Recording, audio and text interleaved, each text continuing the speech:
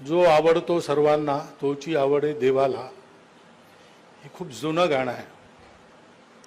पुष्कळदा ऐकलेलंही आहे आणि गुणगुणलोही आहे. पण कोरोनाचा काळ गेल्यानंतर ते गाणं मनात आलं तरी उच्चारायला जीभ चाचरते अशी स्थिती आहे. तो काळच असा होता की असे पुष्कळ चांगले तरुण समर्पित भावनेनी राष्ट्र उभारणीच्या कार्याचा एक एक पैलू हातात घेऊन त्याकरता आपली सगळी शक्ती लावणारे हे असे अचानक काळ घेऊन गेला.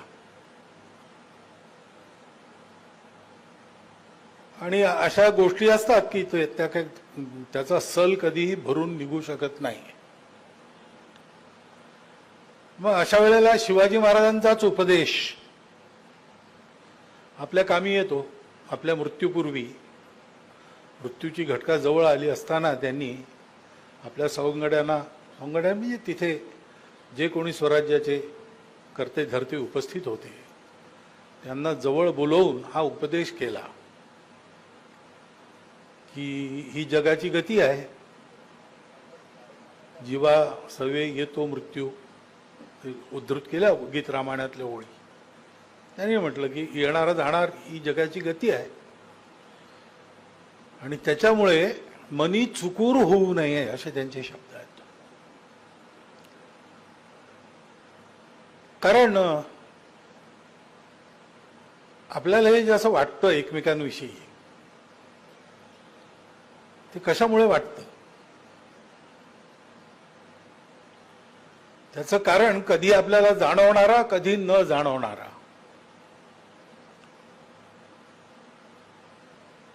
कधी जाणून उमजून तो घट्ट धरून ठेवण्याची, तो अधिक मजबूत करण्याची खटपट आपण करतो. कधी नकळत, पण तीच खटपट सगळे करत असतात.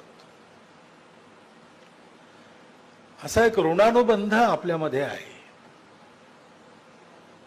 सर्व जीवांमध्ये आहे. तो सर्वांच्या जीवनाची प्रेरणा असतो आणि ती प्रेरणा कधीही फिकी होत नाही. ती शाश्वत आहे. ती प्रेरणा आपल्या देशात ओळखल्या गेली आणि म्हणून आपल्या करण्यामध्ये कळत न कळत, इच्छेने किंवा अनिच्छेने आपण हे ऋणानुबंध जपत असतो, वाढवत असतो. आणि म्हणून आपल्याला या सगळ्या भावना मनामध्ये येतात. हा जो संबंध आहे, हा संबंध आहे हे जगाला सांगण्याचं काम हे भारतवर्षाचं आहे.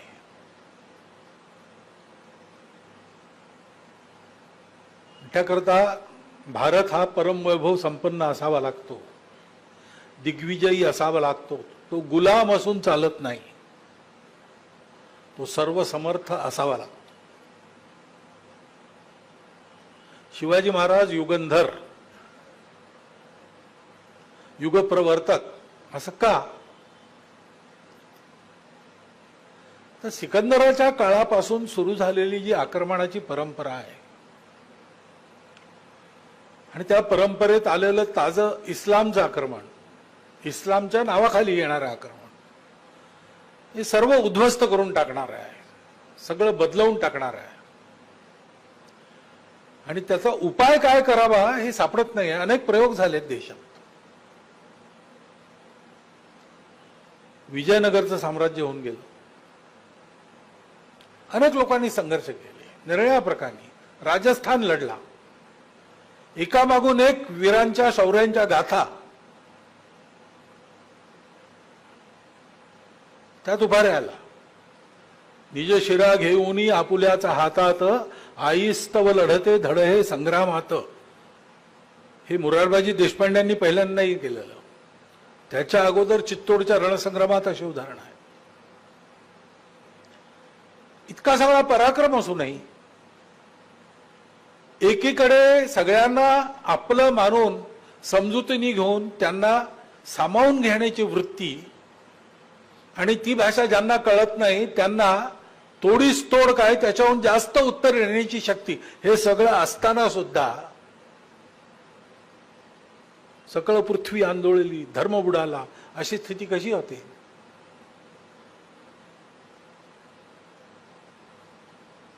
प्रयोग चालू होते, उपाय सापडत नव्हता. तो उपाय शिवाजी महाराजांनी दिला.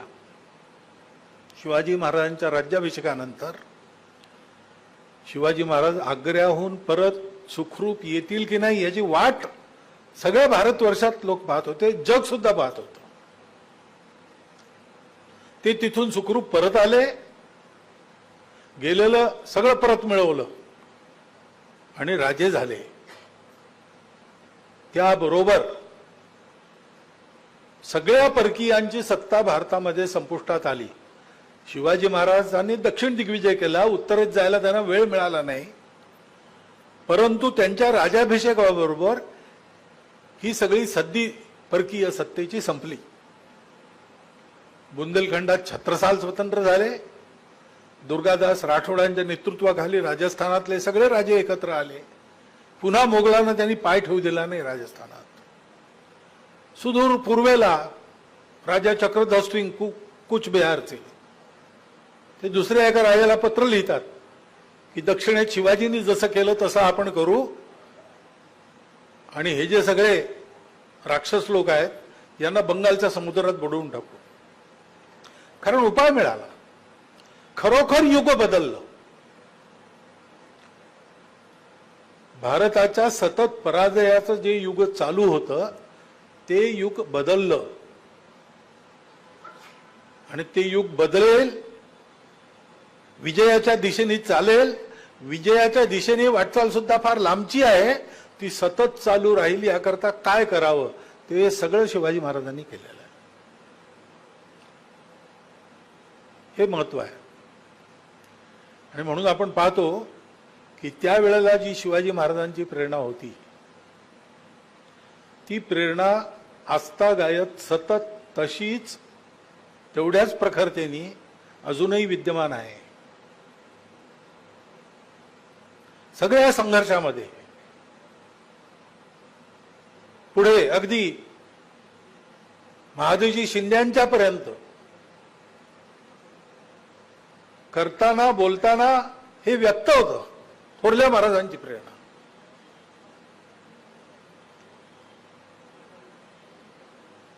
नंतरच्या काळात इंग्रजांच्या विरुद्ध लढताना रवींद्रनाथ टागोर शिवाजीवर कविता लिहितात, विवेकानंद शिवाजी महाराजांचं चरित्र बोलतात. दक्षिणेमध्ये शिवाजी महाराजांचं सिनेमात काम केल्यामुळे एका नटाचं नाव शिवाजी गणेशन होऊन जातं, नुसतं गणेश नसतं त्याच्याऐवजी.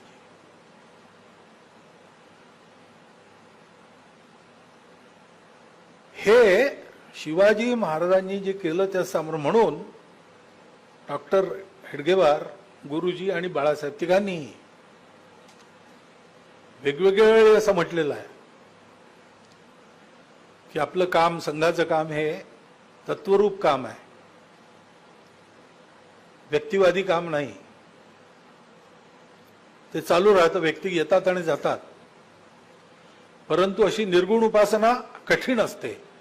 म्हणून जर आपल्याला साकार कोणी आदर्श हवाच असेल तो पौराणिक काळात श्री हनुमान आणि आधुनिक काळामध्ये छत्रपती शिवाजी महाराज हेच आहेत. शिवाजी महाराजांनंतर 250 वर्षानंतर सुद्धा तोच आदर्श आहे आणि आजही तोच आदर्श आहे. शिवाजी महाराजांच्या लढाया आपल्याला माहिती आहेत, पण त्या लढाया म्हणजे कोणावर चालून गेली किंवा कोण चालून आला आणि त्याची कशी जिरवली या रसभरीत कहाण्या आपण ऐकतो, खरेच आहेत त्या. पण त्याच्यामागे जे नियोजन होतं, त्याच्यामागे जी व्यवस्थितता होती आणि आपलं राज्य त्यांनी कशा प्रकारे प्रशासन चालवलं, त्याचं कितीतरी नवीन गोष्टी त्या काळामध्ये इतका पुढे जाऊन विचार करणं, त्या कल्पना सगळ्या समाजामध्ये न्याय प्रस्थापित करणाऱ्या, समता प्रस्थापित करणाऱ्या त्या कल्पना अजून आजही आपण पूर्णपणाने लागू केलेल्या नाहीत. पण त्यावेळेला त्यांनी त्या कल्पनेत आणल्या आणि राबवून दाखवल्या. अशा कितीतरी कल्पना आहेत. ज्या क्षेत्रामध्ये आपण मागे हटलो होतो, कधी काळी आमची जहाजं सगळ्या जगभर गेली, दक्षिण अमेरिकेपासून दक्षिण पूर्व आशियापर्यंत, पण तो जुना इतिहास झाला. शिवाजी महाराजांच्या काळी नेव्ही नव्हती स्वराज्याची. प्रयत्नपूर्वक जुनं शास्त्र, आधुनिक शास्त्र या सगळ्यांचा मेळ घालून त्याची माणसं प्रशिक्षित करून आरमार उभारले शिवाजी महाराज. लांब पल्ल्याच्या तोफा कशा तयार करायच्या, टेक्नॉलॉजी आणली. प्रत्येक बाबतीत देश स्वनिर्भर व्हावा हे त्यांनी केलं. संपत्तीच्या वितरणातला अन्याय राहू नये म्हणून कितीतरी, आजकाल ज्याला पुरोगामी म्हणतील, समाजवादी म्हणतील, अशा गोष्टी लागू केल्या. आणि हे सगळं करताना आपल्या राष्ट्राविषयीची, त्याच्या स्वरूपाविषयीची, त्याच्या वस्तूविषयीची त्यांची कल्पना ही अतिशय स्पष्ट, नॉन निगोशिएबल अशी होती.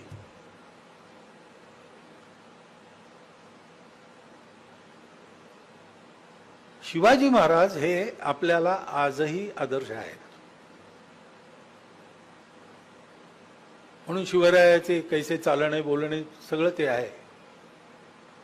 ते खरोखर एक राष्ट्र म्हणून आणि एक व्यक्ती म्हणून आपण सगळ्यांनी अनुकरण करण्याच्या या गोष्टी आहेत.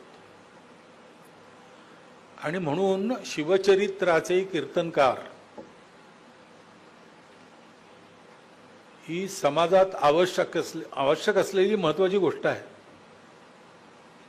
कारण शेवटी ही माहिती मिळते, त्याच्यातनं प्रेरणा येते, मनुष्य आपलं जीवन बदलवून तसं काम करायला लागतो, त्यातून परिवर्तन येतं. आणि सुरुवात होते तिथून. कीर्तन,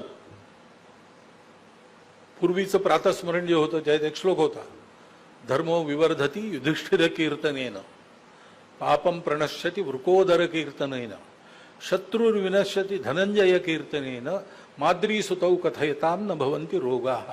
अर्थ आपल्या लक्षात आला असेल. ते यांचं कीर्तन केल्यामुळे परिणाम होतात. हे कसं काय? ही भोळी श्रद्धा नाही आहे, हा एक सोशल मेकॅनिझम आहे. विचार द्यावा लागतो, नुसता विचार देऊन चालत नाही, विचाराचं उदाहरण द्यावं लागतं. कोणीतरी तो विचार जगलेला असावा लागतो. त्या जगण्याच्या आधारावर जसं जीवन सार्थक होतं तसं जीवन यशस्वीही होतं हे त्यांनी दाखवून द्यायचं असतं. शिवाजी महाराज सिंहासनाधीश्वर झाले ते याकरता झाले, स्वतः करता नाही झाले. पण असा प्रयत्न भारतात चालेल, तो यशस्वी होईल, त्यातून राज्य उभं राहील हे दाखवून द्यायचं होतं.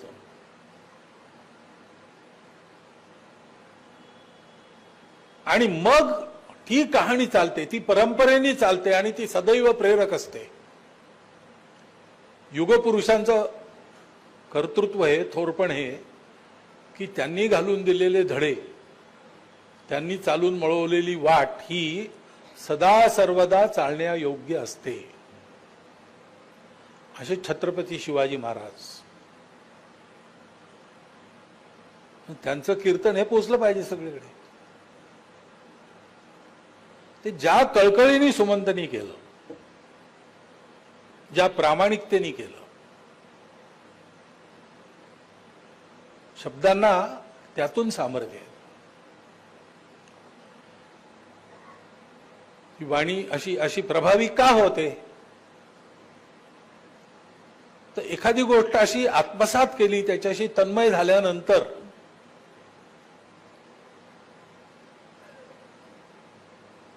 जे निघतं तोंडातून ते आतून येत असतं. हृदयस्थ झाला नारायण प्रेरणा केली, अशी सगळी कामं होतात.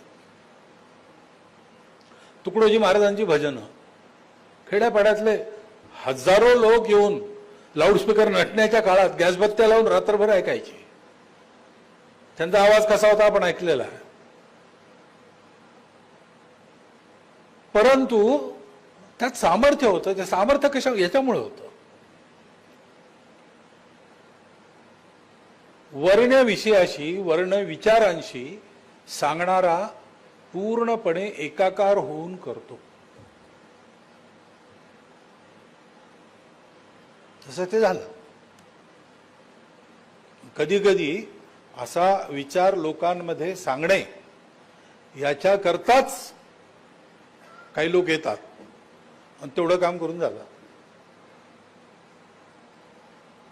ज्ञानेश्वरांनी ज्ञानेश्वरी सांगितली आणि आपलं जीवित कार्य संपवलं.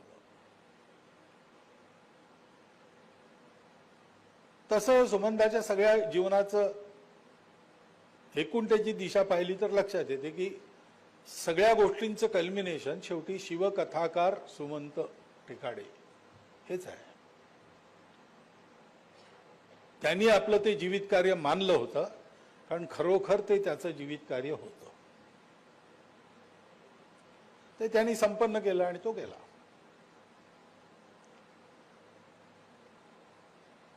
त्याची आठवण आपल्याला येणं स्वाभाविक आहे, पण मनी चुकूर न होता हा विचार करायचा की हे जीवित कार्य म्हणून त्यांनी का स्वीकारलं असेल आणि हेच जीवित कार्य करून अशी माणसं का आली असतील, ते आपल्याला करायचं आहे. आपल्यापैकी ज्यांना प्रतिभा आहे ते ऐकतील, वाचतील आणि तसंच समाजात बोलून हा विचार आणखीन पसरवतील. परंतु हे ज्यांच्याजवळ नाही त्यांनी सुद्धा, आणि जे बोलू शकतात त्यांनी सुद्धा करायचं एक काम आहे. लोकांच्या मनोरंजनाकरता सुमंतांनी हे केलेलं नाही किंवा कोणीच हे केलेलं नाही. ते एक आदर्श जीवन आहे. त्या आदर्श जीवनाने राष्ट्राचं एक आदर्श स्वरूप आपल्या स्वप्नात पाहिलं आणि स्वप्नी जे देखील रात्री ते तैसीची होत असे असं घडावं याकरता आपलं जीवन कामी लावलं. याकरता स्वतःला बनवलं. स्वतः बनवून बाकी सगळ्यांना ती दीक्षा दिली, त्या मार्गावर पुढे चालवलं. तर हे परिवर्तन आपल्या जीवनात घडायला पाहिजे. घडायला पाहिजे म्हटल्यावर आपण जरा दचकतो, कारण शिवाजी महाराजांचं अलौकिकत्व हे आपल्या डोळ्यासमोर येतं आणि आपलं लौकिकत्व आपल्याला माहीत असतं, कदाचित लोकांनाही माहीत असतं. म्हणून असं काही करायला कोणी निघालं ते तट्टाही करतात लोक. परंतु शिवाजी महाराज हे शिखरावरच जन्माला आले असं नाहीये. ते कुठेतरी त्या पर्वताच्या चढणीवर कुठेतरी एका पॉइंटला आले जन्माला आणि तिथून वर गेले. काही पावलं चालून गेले. काही लोक 5च पावलं चालून शिखरावर पोहोचले, काही लोकांना 10,000 पावलं चालावी लागली. पण सगळ्या महापुरुषांचं असंच आहे, जीनियस इज 10% इन्स्पिरेशन, 90% परस्पिरेशन. मग आपण शिखरावर नाही पोचलो तरी त्या दिशेने 5 पावलं तर चालू. या जन्मात आपण हिंदू आहोत, आपली श्रद्धा आहे पुनर्जन्मावर, आणि भगवंतानी गीतेत म्हणून ठेवलं आहे की अशी तपस्या जर अपुरी राहिली तर शुचीनाम श्रीमताम गेहे, पुन्हा तो जन्माला येतो आणि जिथे सुटलं तिथून सुरू करून पुढे जातो. मग या जन्मात आपण सुरू करून 5 पावलं पुढे जायला काय हरकत आहे. असे जे सगळे कथाकार कीर्तनकार आहेत जे आज जगात विद्यमान आहेत आणि जे या जगात विद्यमान नाहीत, त्यांना हे पाहून किती आनंद होईल की मी बोललो, नुसतं लोकांनी ऐकून टाळ्या नाही वाजवल्या. काही लोक तसाच अभ्यास करून तसंच बोलायला समाजात फिरतायत आणि सगळे लोक त्या दिशेने जितकं चालता येईल तितकं चालण्याचा प्रयत्न करतायत. हे झालं की जी कृतार्थता त्यांच्या अनुभवाला येईल ती त्यांच्याकरता खरी श्रद्धांजली आहे. आणि म्हणून या पुस्तकाचं अध्ययन आपण दोन्ही दृष्टीने करावं. आपल्यालाही या गोष्टी अशा सांगता आल्या पाहिजेत, परंतु त्याही पेक्षा महत्वाचं या सगळ्या गोष्टींमधून आपल्याला याच्यातलं काही ना काही करायला जमलं पाहिजे. प्रयत्नपूर्वक, परिश्रमपूर्वक शिवरायांच्या 1000 गुणांमध्ये आपण 2 गुण उचलून ते आपल्या जीवनात पुढे नेले तर शिवचरित्र ऐकल्याचं वाचल्याचं सार्थक होईल आणि सुमंतालाही जिथे असेल तिथे आनंद होईल. तो आनंद त्यांना मिळावा, तो आनंद तुमच्या आमच्या वाट्याला यावा, अशी योगायोगाने आज सुमंताचा स्मृती दिन आहे. तारीख दत्त ही तुम्ही दिली की मी दिली? मी दिली, मला माहित नव्हतं. हा योगच आहे. या योगावर हे सगळं होत आहे तर काहीतरी योजना आहे, तिथून होत आहे. हे लक्षात घेऊन आपण असा संकल्प करावा की सुमंताच्या भाषणांमधून किंवा या पुस्तकामधून जे जे येत आहे शिवाजी महाराजांचं चित्र आपल्या समोर, तर त्याच्यातल्या मनुष्याच्या जीवनामध्ये सात्विक परिवर्तन आणणाऱ्या काही गोष्टी आम्ही उचलू आणि आपल्या जीवनात आणण्याचा त्या प्रयत्न करू.